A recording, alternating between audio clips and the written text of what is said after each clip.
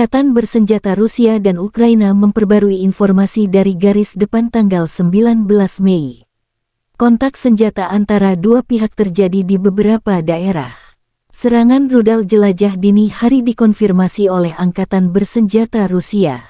Tanggal 19 Mei dini hari, Angkatan bersenjata Rusia melancarkan serangan dengan senjata berbasis laut jarak jauh presisi tinggi terhadap stasiun dan pusat pelatihan musuh, serta depot yang menyimpan amunisi, senjata, dan perangkat keras kiriman negara barat.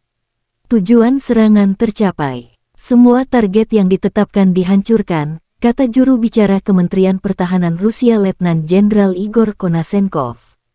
Serangan tersebut mengganggu pasokan, pelatihan, dan pembentukan pasukan cadangan Ukraina untuk menjalankan tugas ke garis depan pertempuran. Dari kubu Kiev, Angkatan Udara Ukraina dalam sebuah pernyataan resmi mengatakan pertahanan udara Ukraina menembak jatuh 3 dari 6 rudal jelajah dan 16 dari 22 drone yang diluncurkan Rusia ke Ukraina tanggal 19 Mei dini hari.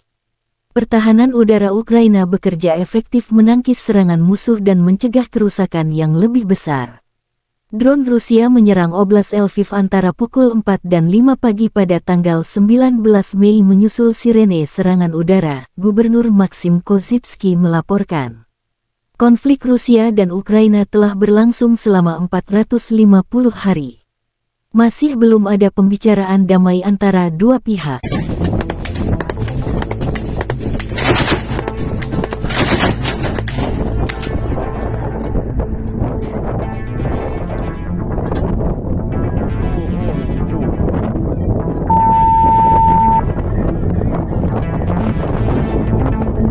Terima kasih sudah nonton.